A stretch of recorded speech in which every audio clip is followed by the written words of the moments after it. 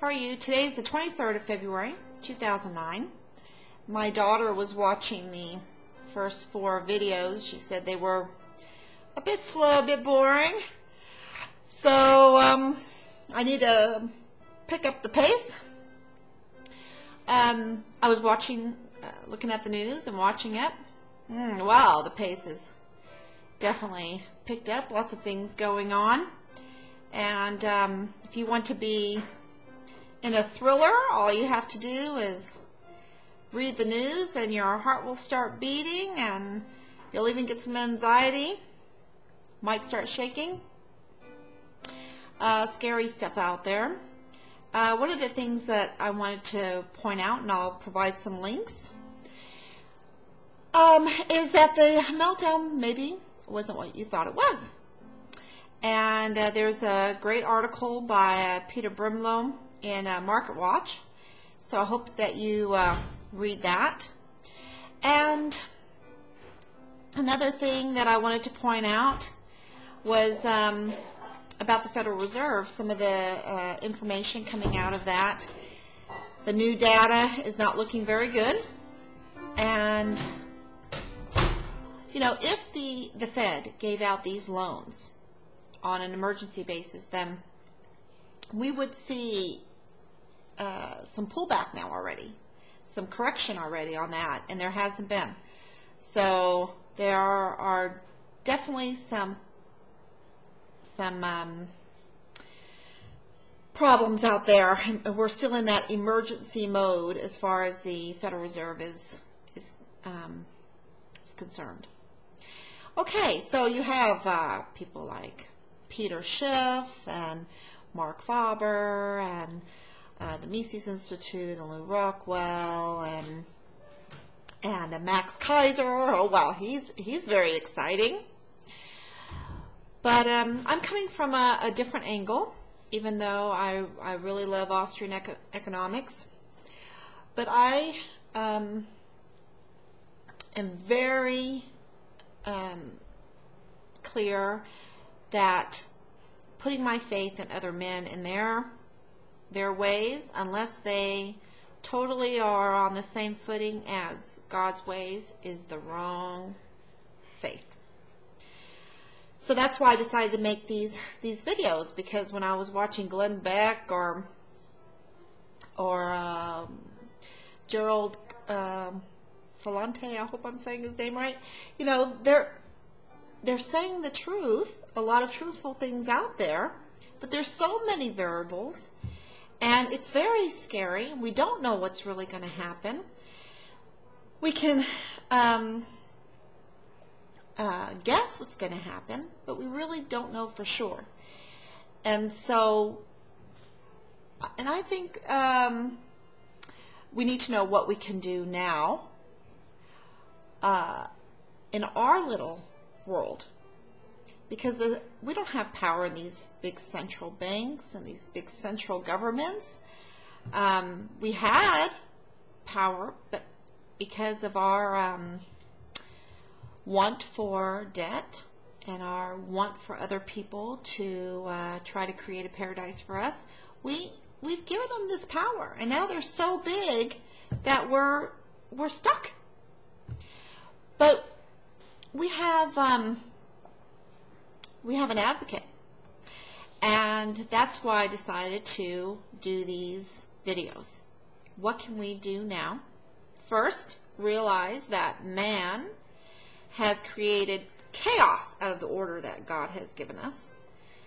And 2, that we need to trust in God's word, even though we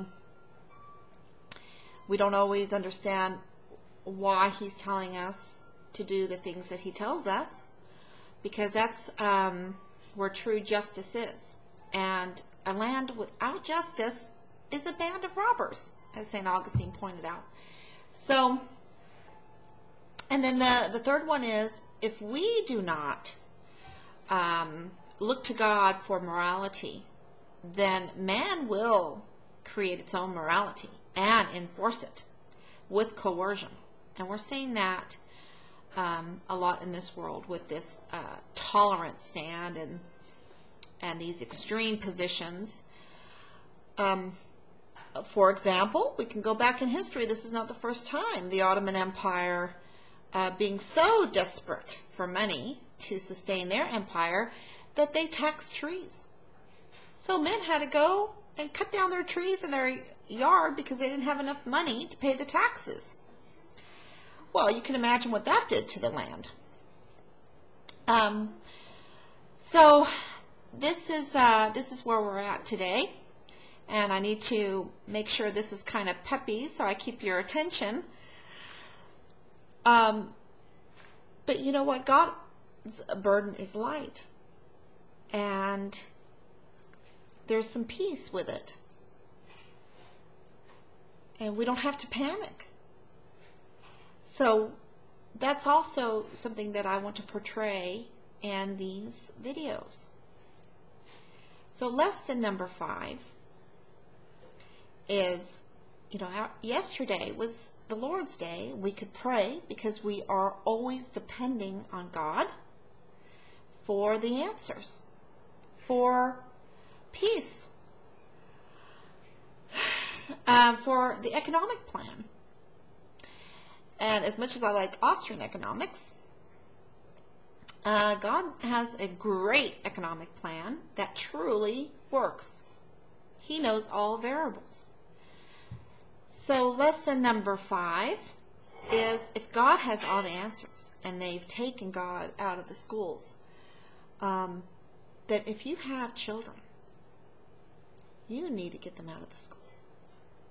Get them out of the school and teach them yourself. That would be the best thing, because it would strengthen the family. And if you don't have time, then you need to put them somewhere where you are 100% in control of the curriculum. This is so important. We were watching Into the West, where it showed, how the Indians were taken away from the Indian children were taken away from their families and put into these schools to teach them the white man's ways. And I don't want to get into the debate of civilized and uncivilized, but the problem with that is that the family did not teach their children, and it destroyed the Indian families. And there's no argument on that fact. It totally destroyed the family. And we have legislation that is destroying families all over, because the central government's fear is the family. The family is God's institution, of government, his government. So the stronger the families are, the less strength a central government has. It's the breakup of the family and the want of debt that has given them the power. So the 5th lesson is, teach your own children, homeschool if at all possible. If not, be in control of their curriculum, 100% control. That's lesson 5. It will strengthen the family. It is something that you can do now. And I hope that you will go to all the resources out there to teach your children not your own wisdom, but God's wisdom. And do it as a family. We don't have all the answers ourselves as parents. And so you can teach your children, and you can learn yourself, and that will strengthen the family. Okay, have a great day, and I hope I was a little bit peppier and kept your attention, and I will provide some links for today off to the side. Have a great day. Thanks for watching. Bye-bye.